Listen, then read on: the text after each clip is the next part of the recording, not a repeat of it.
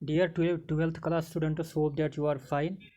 हमारा जो topic under discussion है वो है relevance of non alignment movement. और आज हमें यहाँ से पढ़ना है जहाँ पे मैंने टिक डाला है। तो वर्ल्ड पीस जो है इसको कहते हैं कि दुनिया में अमन कायम करना, उन हालात को कायम करना जिन हालात में इंसान एक पुरसकून ज़िंदगी गुजारे। Non alignment movement has played an active role in preserving world peace. ये जो नॉन अलाइनमेंट मूवमेंट है इसकी एक बार फिर यहाँ पे रिलेवेंस हाईलाइट होती है, क्योंकि ये आज भी ज़रूरी है, क्योंकि इसने एक अच्छा रोल किया है, प्ले किया है वर्ल्ड पीस को प्रिजर्व करने में, वर्ल्ड पीस को महफूज करने में। It still stands by it's founding principles. ये आज भी अपने उसूलों पर खड़ी है। आइडिया एंड पर्पस, अपने जो इसकी आइडियोलॉजी है, इसका आइडिया है, और पर्पस है। पर्पस हम कहते हैं मकसद को, इसका क्या मकसद है, इसके क्या उसूल हैं, ये आज भी उन उसूलों पर खड़ी है। वो क्या है? To establish the peaceful and prosperous world. इनका एक मकसद ये है कि ये एक अमन पसंद और खुशहाल दुनिया को तामीर करना चाहते हैं। It prohibited invasion of any country, promoted disarmament and sovereign world order. इस नॉन अलाइनमेंट मूवमेंट ने रोका इसने कई ममालिक को दूसरे कमज़ोर मुल्कों पर हमला करने से रोक दिया एंड प्रमोट डिसआर्मामेंट, और इसने डिसआर्मामेंट को प्रमोट किया। इसका डिसआर्मामेंट का मतलब है अगर किसी मुल्क के पास ख़तरनाक हथियार है तो उनको डिसआर्म करना है। ये आंसर हम इसका रिलेवेंस पढ़ रहे हैं।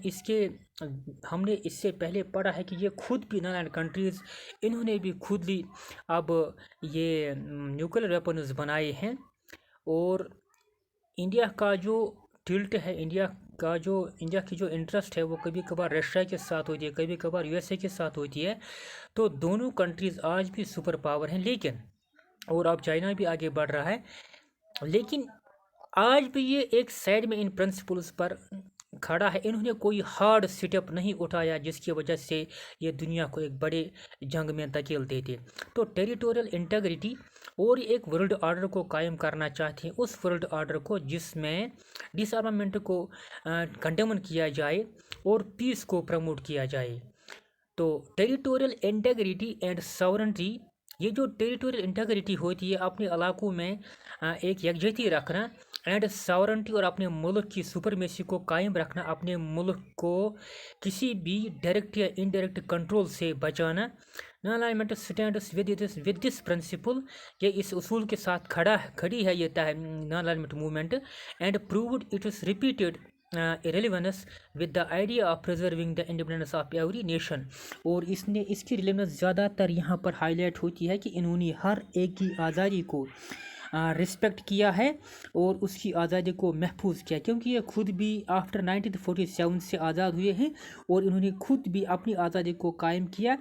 जब इन्होंने दूसरे की आज़ादी को हिफाजत किया तो दूसरे इनकी आज़ादी को हिफाजत किया। इस तरह से इन्होंने बहुत सारे मुल्क की आज़ादी की हिफाजत की।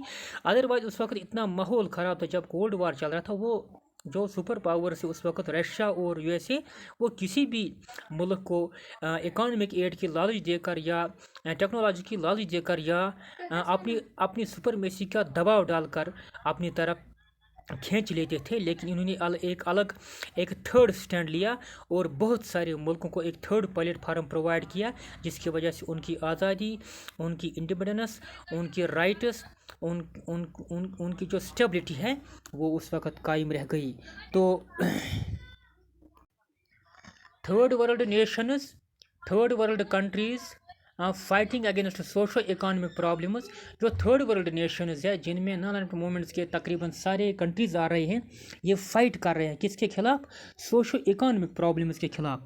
हमें पता है कि ये आफ्टर 1947 आज़ाद हुई है। ये पहले बहुत सारे बड़े मुल्कों के कंट्रोल में थे और उन बड़े मुल्कों ने इन मुल्कों में जिन पर उन्होंने कब्ज़ा किया था, इनके रिसोर्स को लूट लिया है, इनकी ज़मीन से मतलब ये मिनरल्स और मेटल्स भी निकाल दिए हैं और बहुत सारा इनको ज़्यादा हद से ज़्यादा नुकसान किया, इनकी आमदनी को बहुत सेटबैक दिया था, और उनकी इकोनॉमी को इतना सेटबैक दिया था, एग्रीकल्चरल सेक्टर को, इंडस्ट्रियल सेक्टर को, टेक्नोलॉजिकल सेक्टर को, और ये जो इनकी लैंड रिसोर्स थे और जो वाटर रिसोर्स थे सबको इन्होंने तबाह बर्बाद करके रख दिया और अपने मुल्क की मफाद के लिए इस्तेमाल किया। जब ये आज़ाद हुए तो अब उनको पहले उन हालात को ठीक करना है जो हालात उनको आज़ाद होने से पहले इनको मतलब बहुत ज़्यादा प्रॉब्लम, मतलब बड़े जो ताकत है इन पर, जिन्होंने इन पर कब्जा किया, मतलब जो हालात उन्होंने इन मुल्कों में ख़राब किए थे पहले उनको ठीक करना है। Since they have been exploited, क्योंकि इनको एक्सप्लॉयट किया गया था। एक्सप्लॉयटेशन का मतलब है किसी की कमज़ोरी का गलत फ़ायदा उठाना और उसको अपने मकसद के लिए इस्तेमाल करना for a long time by other developed Nations. क्योंकि इन पर इनका कब्जा था डेवलप्ड कंट्रीज़ का, अमीर मुल्कों का, तो इन्होंने इनको हर तरह से इनकी मजबूरी का गलत इस्तेमाल किया। Non alignment movement acted as a protector. अब ये नॉन मूवमेंट क्या है, ये एक प्रोटेक्टर, एक मुहाफिज की तरह फॉर दी स्मॉल कंट्रीज, जो छोटे छोटे मुल्क हैं इनको ये बचाते हैं ये non aligned countries against the western hegemony. ये जो यहाँ पर वेस्टर्न हेजमोनी हम कहते हैं, जब वेस्टर्न जो सुपर पावर से उसमें ज़्यादातर यूएसए आता है और बहुत दूसरे ममालिक, मतलब ब्रिटेन भी आता है, फ्रांस भी आता है, बहुत सारी कंट्रीज़ है जो बहुत पावरफुल हैं। तो इनकी हिजमुनी से, इनकी दादागिरी से, इनके दबाव से, इनके प्रेशर से इनको बचाते हैं। क्योंकि एक थर्ड फ्रंट खड़ा हो गया उस वक्त। ये सुपर पावर्स नहीं थे, इनमें उतना ज़्यादा हथियार नहीं था, लेकिन ये बहुत ज़्यादा थे, तो एक प्रेशर बनता है, एक इन्फ्लुएंस इनका बन गया वर्ल्ड में उस वक्त।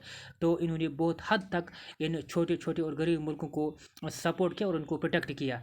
Support of United Nations organisation. अब जो इसका जो और एक पॉइंट जो इसकी रिलेवेंस हाईलाइट करता है वो क्या है, ये यूनाइटेड नेशंस ऑर्गेनाइजेशन को सपोर्ट करता है। Non alignment movement, non alignment movement is total strength comprises of 118 developing countries.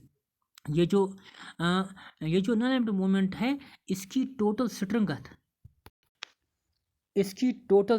है 120 कंट्रीज़। यहाँ पे लिखा है 118, इसके दो और कंट्रीज़ ऐड हुए हैं। And most of them being a member of UN general assembly, और उनमें से बहुत से ज़्यादा जो कंट्रीज़ हैं वो यूनाइटेड नेशंस ऑर्गेनाइजेशन जो उसका जो एक मेन ऑर्गन जनरल असेंबली है उसके मेंबर है वो। It represents 2/3 members of general assembly, और इसमें तकरीबन मतलब 50 से एबो इसमें जो मेंबर्स है वो जनरल असेंबली के है। Hence non alignment movement act as important vote blocking group in UN, और ये एक अहम वोट ब्लॉकिंग ग्रुप है यूनाइटेड नेशंस ऑर्गेनाइजेशन में। ये वोट को ब्लॉक करते, जो वहाँ पर डायरेक्ट तो अगर ये ज़्यादा इम्पैक्ट नहीं कर सकते, लेकिन इनडायरेक्टली अपना वहाँ पर इनका एक अच्छा ये इन्फ्लुएंस है। इक्विटेबल वर्ल्ड ऑर्डर, और ये चाहते हैं कि दुनिया में ये जो अनडिस्ट्रीब्यूशन या अनडिविजुअल डिस्ट्रीब्यूशन, मतलब अनबैलेंस्ड डिवीजन ऑफ ये जो क्या कहते हैं रिसोर्सेज हैं या टेक्नोलॉजी है और कुछ है, इसको ये कहते हैं कि बराबर सारे गरीब मुल्कों में और अमीर मुल्क के दरमियान ये तकसीम हो जाए, ताकि जो दुनिया के जो गरीब मुल्क है जिनमें बहुत हद से ज़्यादा गरीब लोग रहते हैं, कभी कभार ऐसा भी होता है बहुत सारे मुल्कों में लोग the people die because of starvation, hunger and food. तो बहुत ज़्यादा लोग मर रहे हैं पानी की वजह से, प्यास की वजह से। एक लुकमा भी उनको, they are not able to get a single morsel of food, उनको एक लुकमा भी नहीं मिलता है फूड का।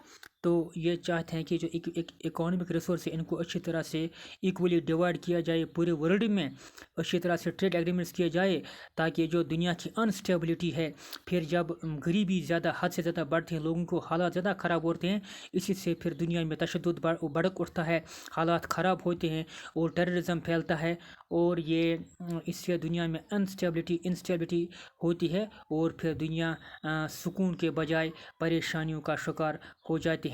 इसलिए कहते हैं कि इनको ये इकोनॉमिक रिसोर्स है इनको अच्छी तरह से इक्विटेबल वर्ल्ड मतलब डिस्ट्रीब्यूट करना है। तो आप नाम कहते हैं ये अब इक्विटेबल वर्ल्ड ऑर्डर, इसको एक वर्ल्ड वो ऐसे हालात दुनिया में पैदा करना जो बैलेंस्ड हो, जो किसी सिर्फ एक मुल्क दो मुल्कों को या 3 4 5 मुल्कों को सपोर्ट ना करे, एक कंट्री या वेस्टर्न कंट्रीज को सिर्फ सपोर्ट ना करे, बल्कि इक्वली सबको सपोर्ट करे, इक्वली सबके साथ एक जैसा सलूक करे सब मुल्कों के साथ। It can act as a bridge ये जो नॉन अलाइनमेंट मूवमेंट एक पुल की तरह है, एक ब्रिज की तरह है बिटवीन द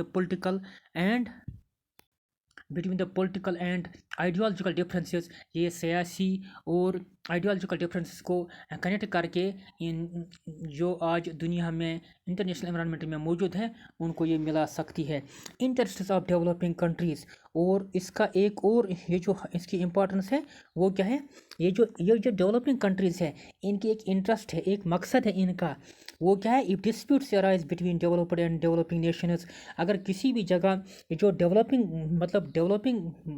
कंट्रीज़ है, जो तरक्की याफ्ता मुल्क है जिनमें बहुत ज़्यादा तरक्की है, तरक्की की स्पीड बहुत ज़्यादा है, एंड डेवलपिंग नेशंस, और वो कंट्रीज़ डेवलपिंग नेशंस उन कंट्री कहते हैं जो तरक्की कर रहे हैं लेकिन अभी तक उनकी तरक्की की स्पीड ज़्यादा नहीं है, वो तरक्की कर रहे हैं, उनको तरक्की पजीर ममालिक कहते हैं। At any point of a concern topic, किसी भी वक्त कहीं भी इनको आपस में कोई डिस्प्यूट होता है, कोई तनाज़ा होता है, कोई लड़ाई होती है या कोई नाराज़गी होती है, for example World Trade Organization जो है, the non alignment movement act as a platform, उस वक्त नॉन अलाइनमेंट मूवमेंट एक प्लेटफॉर्म, एक मंच बनता है which negotiates and conclude disputes, जो उस वक्त गुफ्त शनीद के ज़रिए, बातचीत के ज़रिए इस मसले को सुलझाता है, इन मसलों को पीसफुली, अमन से, securing the favourable decision for each member Nations, और सिक्योर करते हैं, अच्छी तरह से फेवरेबल डिसीजन करता है उन नेशंस के खिलाफ जो कमज़ोर होते हैं।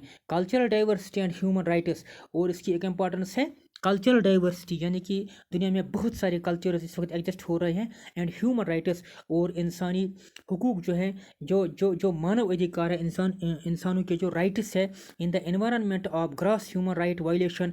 आज हम पूरी दुनिया में देख रहे हैं कि बहुत सारी ह्यूमन राइट्स वायलेशन हो रही है, बहुत सारे इंसानों को, उन मासूम इंसानों को मार दिया जाता है, या कोई इंसान या कोई ग्रुप या कोई स्टेट या कोई नेशन अपनी जेन्युइन डिमांड अच्छी तरह से नहीं कर सकता, क्योंकि उनको फिर गोलियों से मतलब कत्ल किया जाता है या प्रेशर डाल के उनको चुप कराया जाता है। तो बहुत सारे मानव अधिकार जो उनको सल्ब किया जाता है, बहुत सारी ह्यूमन राइट्स वायलेशन हो रही है। तो it can provide a platform to raise such issues. जो नॉन मूवमेंट है एक मंच प्रोवाइड करके, एक प्लेटफॉर्म प्रोवाइड, एक जगह प्रोवाइड करके, एक माहौल प्रोवाइड करके इन इश्यूज़ को, इन हुकूक को रेज कर सकते हैं, उनकी आवाज़ उठा सकते हैं, and resolve the same thought through it principles, और इन इश्यूज़ को हल करके ये इन उसूलों के तहत उन मसलों को हल कर सकते हैं।